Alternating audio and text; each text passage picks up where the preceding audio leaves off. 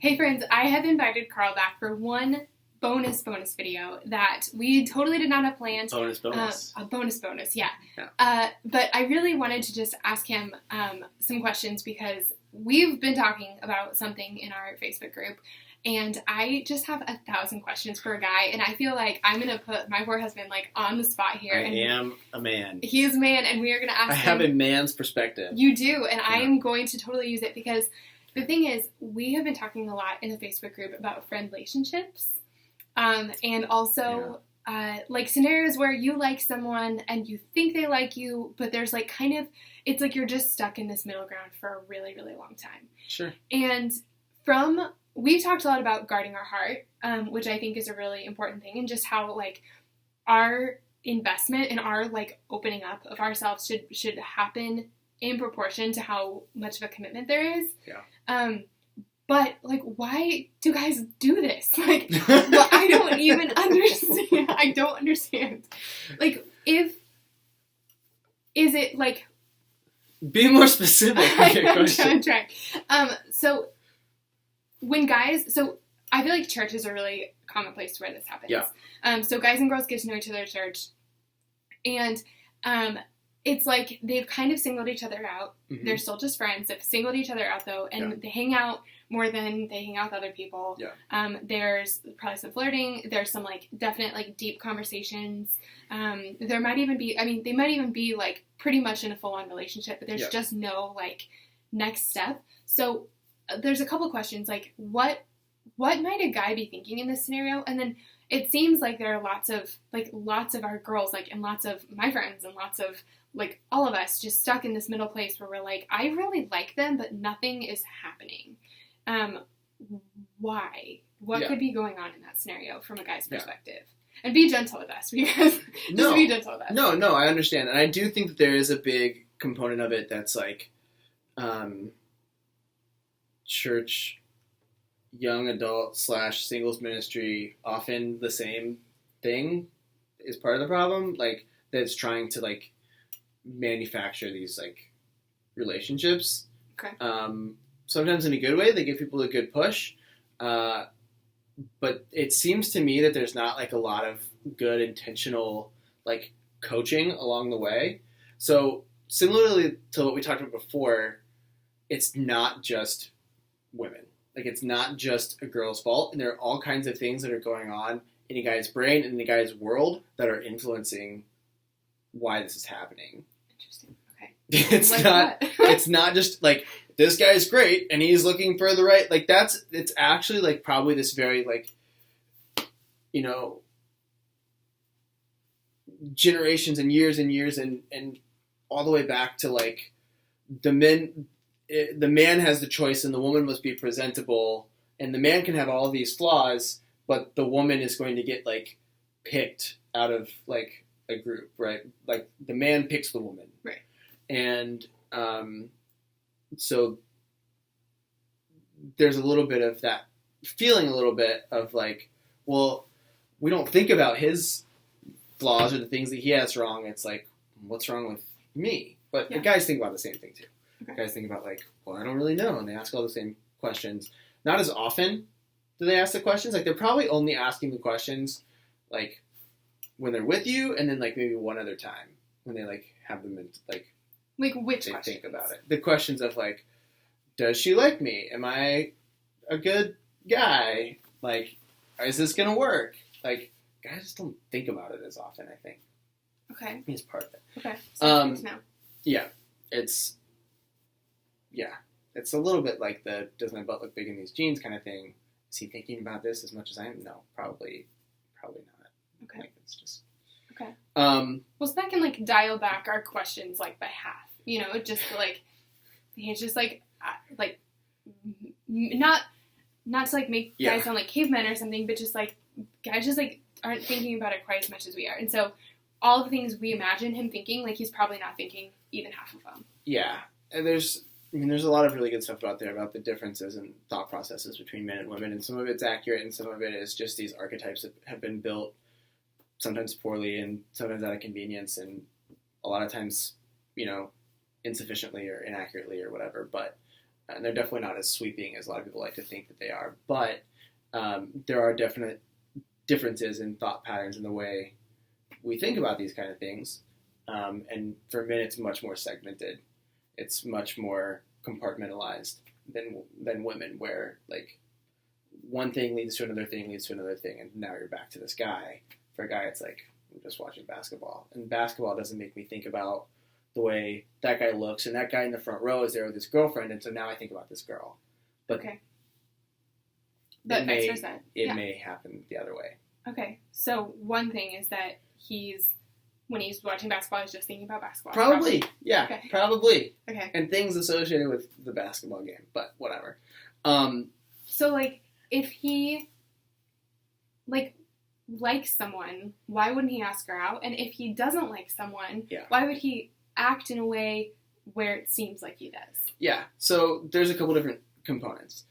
One is, and this is a broad, sweeping kind of cliche that I don't want to abuse, but it is true in a lot of scenarios, that guys fear commitment, right? Like, even as small at, like, for different guys in different scenarios, and again, the reasoning behind this, there's a lot. There's a lot of different reasons why a certain guy may have a certain fear, but it tends to come up with a certain fear of commitment, and ultimately that's a reflection of his fear of being able to provide, right? If we go back to these roles that, regardless of how you feel about where they come from or what it is, typically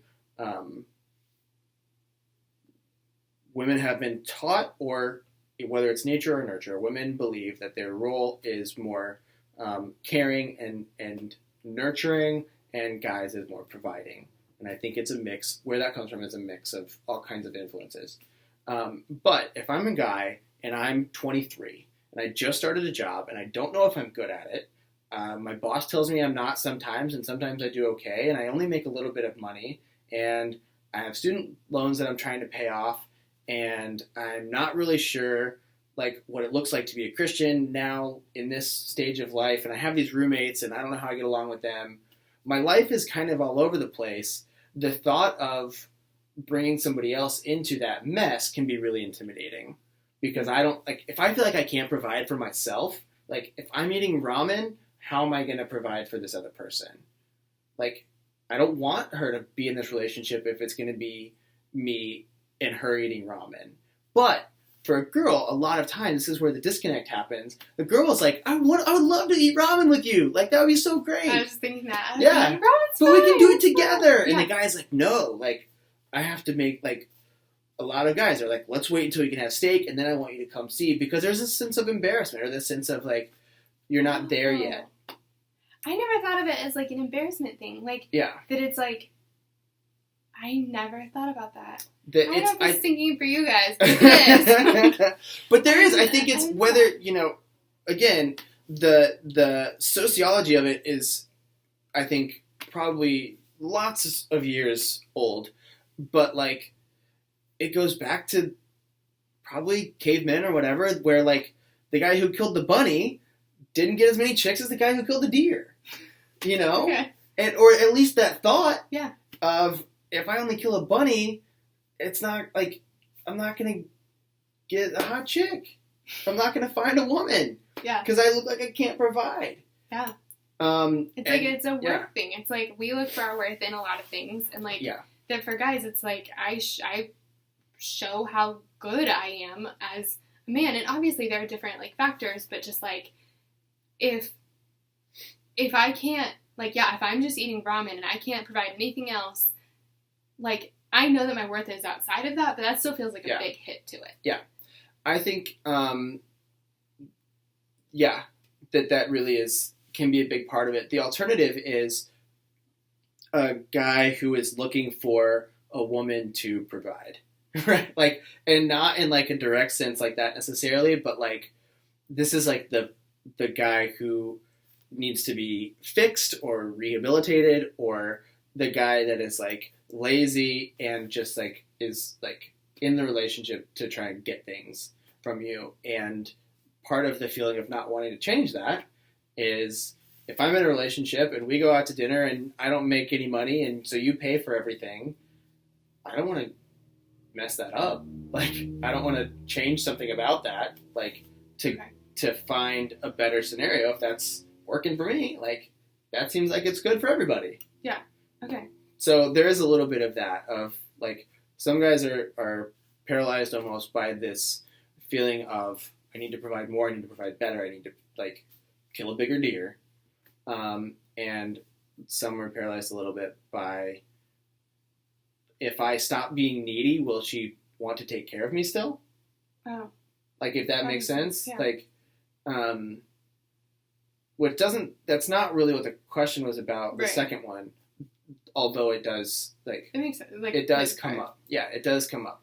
So that's one reason that, like, he could like a girl and just feel like, I'm not ready, like, I'm just not, my life doesn't look like what I want it to, like, the house is not done. Like, I don't want to invite you into my house isn't done.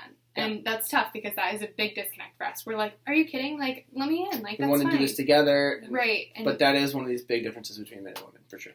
Man, okay. So, what are other reasons, though? Like, are there...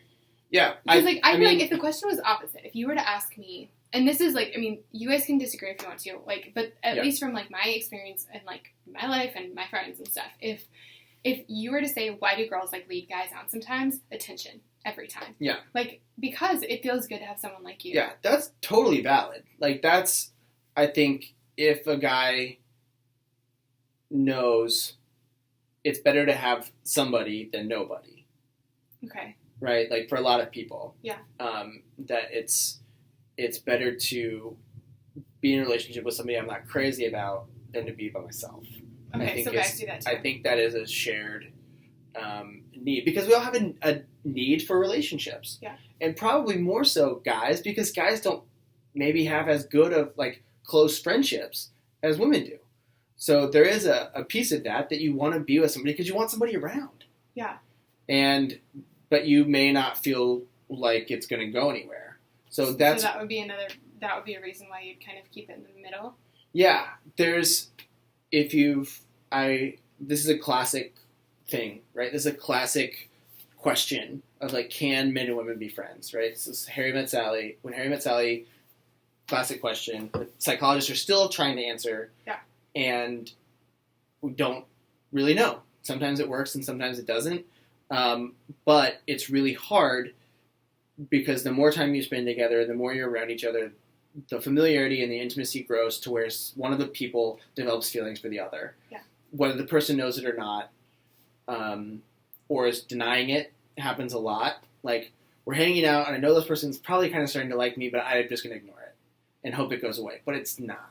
Right. And that's really scary because you kind of know, and I don't really know of many scenarios where after one person has developed those feelings, you can keep being friends. Like, it's kind of this barrier that you want to be around them, you want to get closer, you want to have a better friendship, but then that tipping point of, I think I could really be with this person, I like them romantically, now you can't really go backwards. It's like a one-way door kind of thing.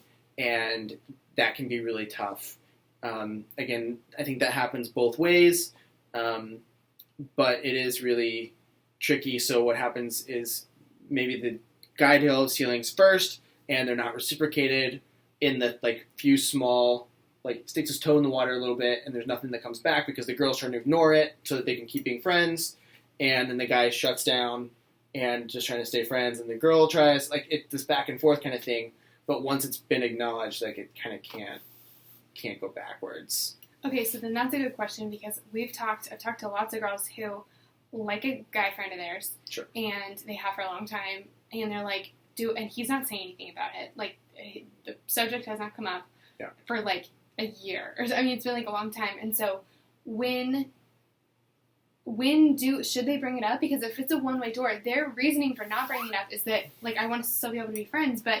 Yeah, but can you? Like, that's... Yeah. Are you just like, prolonging the inevitable / tricking yourself, and in the process, possibly keeping other guys away? Yeah. Like, is you being this good of friends with this guy, keeping you from, like pursuing other relationships that could be romantic, or keeping other guys from pursuing you because they're not really sure what's going on. Yes. Like I think it's kind of like, it's relationship camouflage. We don't really, when you're in this ambiguous, awkward in between, nobody really knows what's going on, and so it's not going anywhere. So they don't know, like, so, and nobody else knows what to do with you, because especially if they, like, know him, or they know you, or something, like, they're not gonna ask you out. Like, that's, right. You might be, I heard you were kind of talking to, I don't know, I think people talk and act like there's something between you, so I'm not gonna get in the middle of that. So it keeps you out of the running. For sure. And the hard part about the whole thing is that it can feel good. There's comfort to having that person, to knowing who that person is. There's probably nothing, I don't know. I feel like it's really difficult if somebody else does come in the picture. Like, it just becomes more complicated. Like, if I have this best friend and we hang out and maybe I like her, maybe I don't. Like, it's this classic, like, teen movie scenario where, like, now she starts dating someone else and I, like, have passive-aggressive anger toward her, and I don't like him because he's not good enough for her, because he's not me, and because he's whatever. But I didn't go for it. So but I didn't go for it, and so now I have to do this big thing. I don't know. It's this classic kind of scenario that just doesn't seem to be positive for the original people. Like, sometimes in the movie, great, those people realize the error of their ways and they get together. But then the third guy always gets his heart broken. It does, and it doesn't usually end up going that way. It doesn't usually end up that it doesn't wrap up in a bow that neatly. So if I was gonna say, if I were in a relationship, which is like kind of weird. Yeah. So to a girl who has feelings for her best guy friend, and she has for a while. Mm-hmm. What would you like? And no one's brought it up. Yeah. Like, what should she do? What's your advice? This is so tricky because, like I said, people have tried to figure this out for a long time. But my personal feeling about it, I have two. The first one would be, if you're that person, you have feelings. Let me preface it with, if you're in a relationship that is ambiguous or it seems like it's not going anywhere, the reason that you're in that is because you continue to allow it to be in that place, whether you're a guy or a girl. If you're in a relationship, and you, especially one where feelings are out there, you have gone on dates, and you've been going on dates, and it's not really going anywhere for like 3 months, the reason that you are still not going anywhere is because you allow it to not go anywhere. Oof. You're okay. Right. You're saying that you're okay with the way things are. Okay. If you're not, it's time to bring it up, right? It's time to say, like, we've been dating for 3 months. I mean, I'm not a girl, but if I was, I would probably appreciate even being as forward as, like, we need to figure out what's going on here. And for future reference, the person that I'm going to marry is not going to make me ask these questions. Like, I mean, realistically, you want somebody who is man enough and has enough direction, or is confident enough to decide on his own. And it's great to have the conversation together. I'm not saying that it has to be this dictatorship where the man makes all the decisions. It's that I think that there needs to be a mutual pursuit of something, of a more relationship, a better relationship. And if I think that, like, I mean, it depends on you and the relationship or whatever. There's not like a hard and fast, if it's 3 months and you haven't, whatever, then get out. Like, I don't think that's the case. There's exceptions to every rule that anybody tries to make for anything like that. But like, when you are at the point where you're like, I really got to figure this out. I want to know where this is going, because, like, it's time to bring it up or to ask. Because the reality is, if it's just going to stay in that place, it's not only keeping you with somebody who's not going to be that person, but it's preventing you from finding the person who could be that person. So do you think that there's any redeeming that? Like, why hasn't the guy said anything? Like, if we've been dating for 3 months, or if you've been, like, hanging out for 3 months, why hasn't he said anything? I think for a couple, one, he may not be thinking about it, so like, which is also bad. Yeah, he's just kind of, like, he's just kind of doing life. He's just kind of showing up, and it's not like things are comfortable. Like, the reality is, and this is part of why the conversation is important, is to figure out what kind of timeline the two of you are on, right?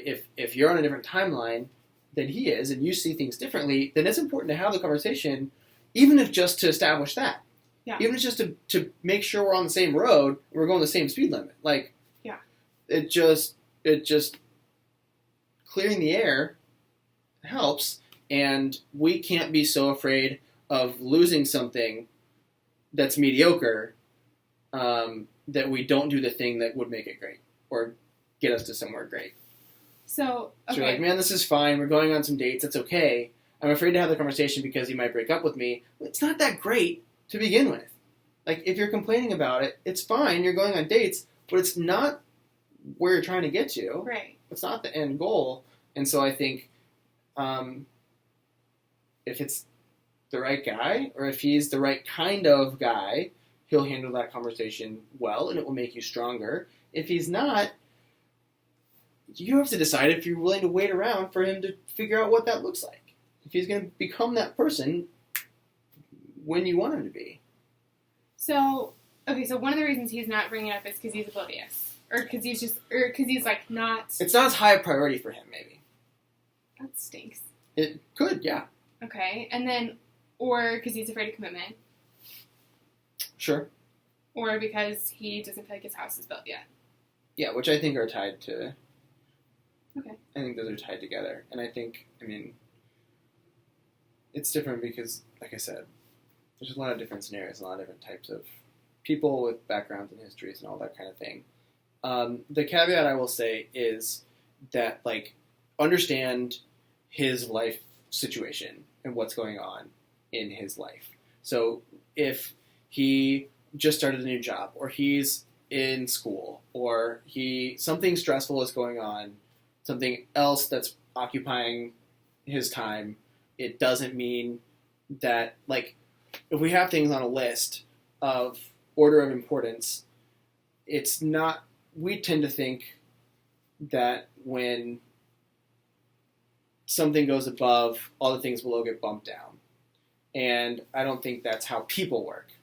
I think that people can work in a way that if my girlfriend is right here, but I have a job, it goes up here. She doesn't necessarily go down. It just, it's more fluid than that. Okay. It's not so static that it's not a one in, one out kind of scenario. So if he, like, just started a new job and it's super stressful, it's not that, it's not that pursuing you or, like, the thought of your relationship, like, went down on his list. It's just that, like, his time is, like, all of a sudden being sucked over here. Yeah, it's correct. Okay. So then the other question is, like, and this is really hard, the whole idea of, like, pursuit, because Sure. women want to be pursued, and, like, it's, Yeah.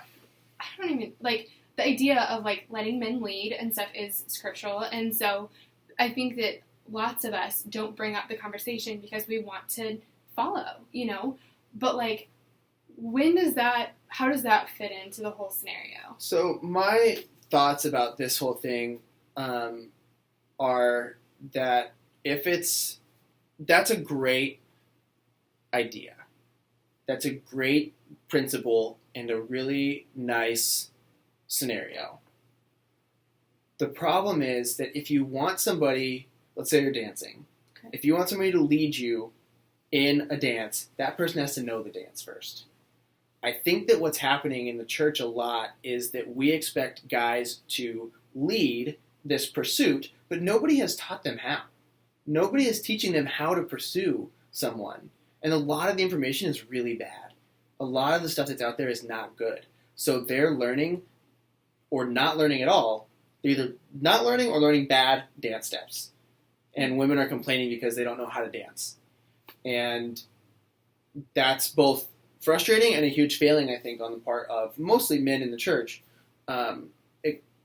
When those things were written, there was this idea, when the Bible was written, there was much better tribal culture about raising men and mentorship and apprenticeship and teaching men these things. There were also, life was less complicated. But as a whole, there was this built-in kind of thing where you were taught how to do some of these things. And I think that one of the biggest failings that's feeling these reciprocations out throughout the church and in these ripples is the lack of mentorship and guidance from older men to men in their early to mid 20s, and even sooner probably. Probably it should start in middle school. Historically, it starts when somebody's like 12, 13 years old, because they were getting married when they were 16, 17 years old, and starting a career when they were 16 or 17. And so that whole chain of mentorship and leading and teaching people how to do this stuff, it's not necessarily a guy's fault because they just don't know how. The question then becomes, how do we respond to that? Yeah. Right? We still have these desires. We still want to be pursued. We still believe that this is kind of the nature of how this is supposed to be. Yeah. How do women respond to that? Part of it, I think, is like grace and figuring out like, okay, how can we kind of do some of this together? How do we kind of figure some of this out? How do I help him understand? Like, how do I not assume that he knows the rules, the dance steps? Like, how can I be more clear with my feelings, my needs, that kind of stuff? So he doesn't have to like guess, because most of the time we'll guess wrong. And that's part of it, is seeing pursuit as this shared responsibility. Yeah. Do I think that guys need to initiate? Ideally, like, that's great. Can women? Yes, and I have no problem like with that. Like, if a girl likes a guy and she doesn't want to wait around, go ask him on a date and then move on. Like, that's not about pursuing correctly or incorrectly. That's about self-worth, and do you value your time, and are you like waiting around for some guy to come find you, or are you like going and seeking out the kind of life that you want to live? So that's the same thing then. It's not about like the question of like, I like this guy, we've been talking or whatever for 3 months and nothing is happening. It's not about like, should I let him pursue me? It's like, at that point, that conversation is kind of that's not the highest priority at this point. It's like, are you putting your life on hold for someone who's not like, I don't know. Yeah, I think, so I was talking to some friends about this, and we were talking about how do you like know when you're ready for like a healthy relationship. And so one of my friends was saying that he doesn't feel like he's ready right now because there's just some stuff he's working through, and that's okay. Yeah. And so they were asking like, if I took that time and if I had to work through some stuff like before we got married or all this kind of stuff, and I said yes. It was like years. It wasn't just like a couple months. Yeah. It was like years of trying to kind of work through some of this stuff. But for me, I think the goal is not this idealized, I'll have everything perfect, like figured out. I'll totally understand how to be a godly woman and I'll do all this stuff. To me, like really the only criteria is, how do I add to this person's life instead of taking away? Mm-hmm. How do I get, like, to me, that's what a healthy relationship looks like, because stuff is always going to come up. Like, shit happens. And you got to try and figure out how to deal with it. Is that funny? Sorry. Yeah. Is that, like, but to me, you can't plan for all the different scenarios. Yeah. It's you're looking for somebody who you feel like you can take on those scenarios and overcome those scenarios with. Yeah. And better because it's the two of you, not just the one of you. Yeah. It's like, should I be in this relationship or not? A good indication is when these scenarios and these things come up, do I respond better by myself or do I respond better with this person? Yeah. If this person is not making me better at responding to this kind of stuff, the adversity in my life, then they're not going to ever be better at helping you, probably. Yeah. Like, it's just tough to overcome some of those things. So am I helping this person become more of who they want to be, or am I taking them farther away from who they want to be? Is this person helping me get closer to who I want to be, or are they taking me farther away from who I want to be? Yeah. And at some point, time comes into that. Like, the right person at the wrong time is the wrong person. If you like, we have some really great friends. They met. It was the wrong time. They didn't date. Some like stuff changed. They got their stuff together, and they met again, and now they're married. They met Hannah. Yeah. Hannah talked all about that. Yeah, Hannah did not like Tyler, and I don't think Tyler liked Hannah. Like they just and it just didn't work. And then it took a little going around a couple more times of life to get back to this place where now it's the right time, and now we can add to each other, as opposed to taking each other further away from who we want to be. Yeah. I think that really matters. I think that is important to be really honest with ourselves about. Again, it's not I have to be perfect, because we won't be, and then we'll never be in a relationship or anything like that. It's like, do I just feel comfortable enough being able to add and help this person become closer? It's not even like make this person. It's not even the pressure of like completing this person. Like that's the biggest bunch of crap, because it won't happen that way. Like you're not going to complete this person. Right. They're a complete person when you meet them, hopefully, and then you help each other become more of who you want to be, as opposed to taking them farther away. Like that is a little bit of like an on-off. There's not really an in-between there. Yeah. You're either helping them become a better version of themselves, or you're making them a worse version of themselves. They're helping you become more of who you want to be, who God created you to be, or they're taking you away from who God created you to be. I don't think there's a neutral position. And so, like, yeah, okay, so going back to it, if you are in this neutral position where, like, you like this person and maybe this person even makes you better, like, because I think that happens a lot. You're like, sure. I've met this really great person. He's so, like, such a good, godly man. The one thing that's missing is that he's not either sure enough about me or sure enough about himself, or doesn't know what's going on enough to, like, take this thing to the next level. So when do you decide and like, when do you decide to say something, and are you taking away the power or ruining things by doing that? Yeah. The hard part about this is that most people don't change until it becomes painful. So if there's nothing painful about the situation, most people won't do anything about it. They'll stay in a neutral position because at least it's not painful. It may not be better, but we're not nearly as motivated by ambition as we want to be, or as we are by pain. Okay. Like bad scenarios. For like the girl or for the guy? Both. Everybody. Okay. All people, pretty much universally, are more pain averse than like pleasure seeking. So the girl's going to stay in the situation. Like, we will choose not to say anything because it's better to kind of be in this relationship than it is to potentially lose him by saying something. Yeah, we want to avoid the pain of loss more than we want the potential gain of. But eventually, something will happen where staying in that will become painful. Right. Right? That's something about that. The goal is to address these things before it gets painful. Right. To believe, to close off that part of our thinking that wants us to wait until it gets painful and convinces ourselves that as long as it's not painful, it's good. But that's not the only option. Right. Right? Like, it can be not painful and still not be good. Right. Okay. So I think if you're in a scenario that's not good, you deserve to be in a good situation. You deserve to be in a good, healthy, positive, progressing relationship.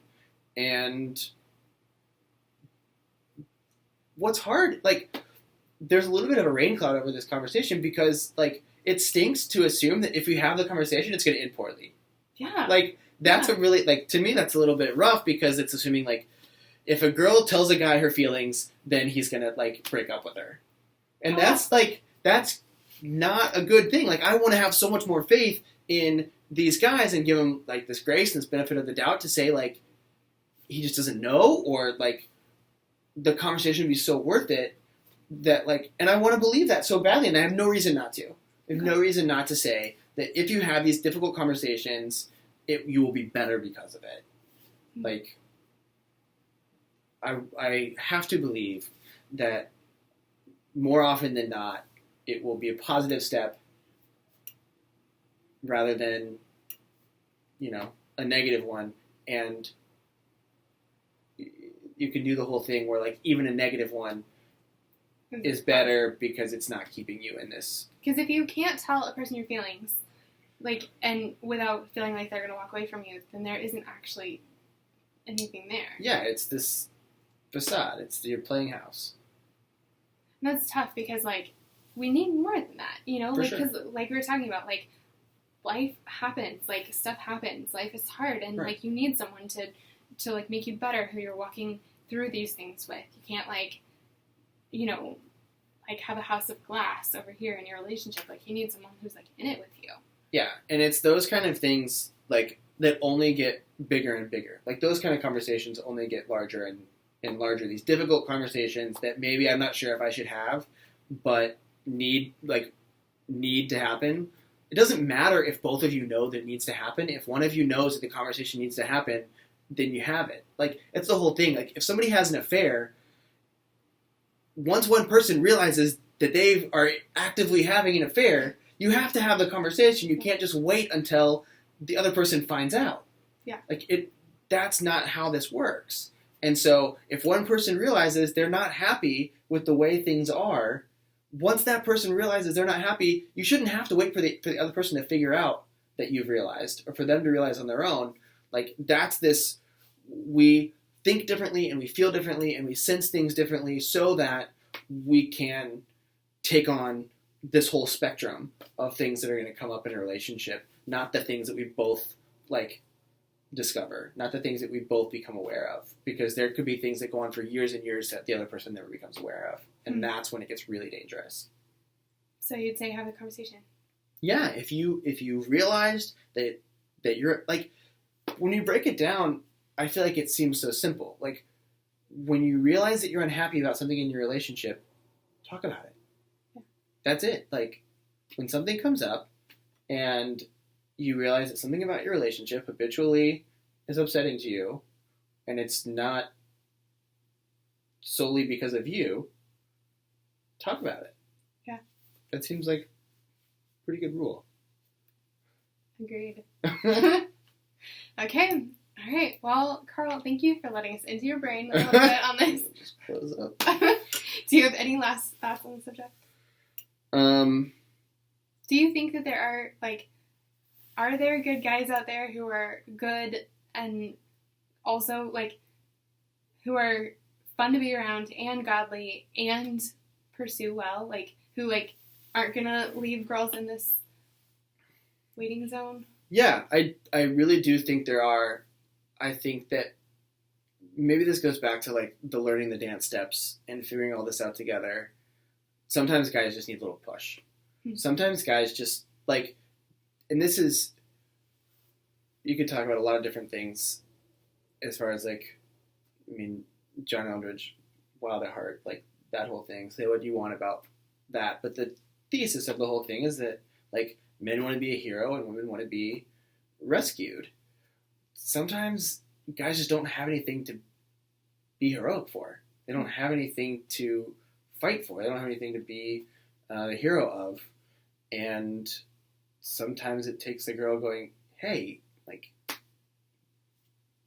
Need some help over here? yeah, be this good guy. It's not about saving. Like, that's where it goes wrong for me. It's not about salvation. It's not about some guy coming in and saving this damsel in distress. Like, we don't need saving. We're fine. Right. Right. That's where I depart from that whole philosophy. But it's about, like, what if being a hero just looks like stepping into being the guy that you can be?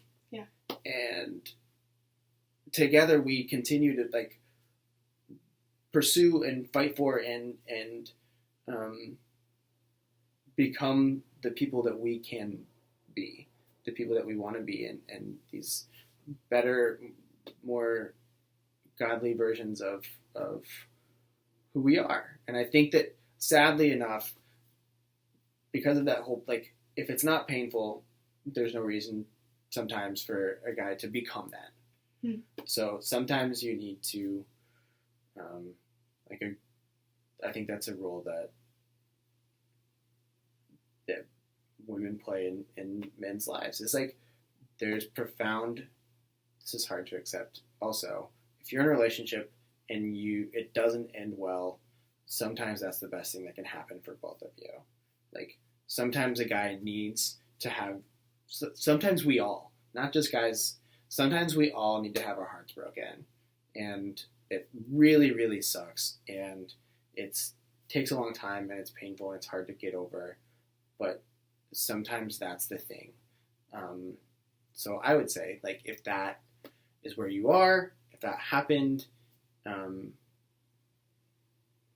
not happy that it happened. I don't think it's a good thing, and I definitely have, like, sympathy, and I know that it's difficult, but I also know that, like, it is, if you use this opportunity to get closer to God and to step into this better version of yourself, if you embrace the people who are around you and who love you and yourself,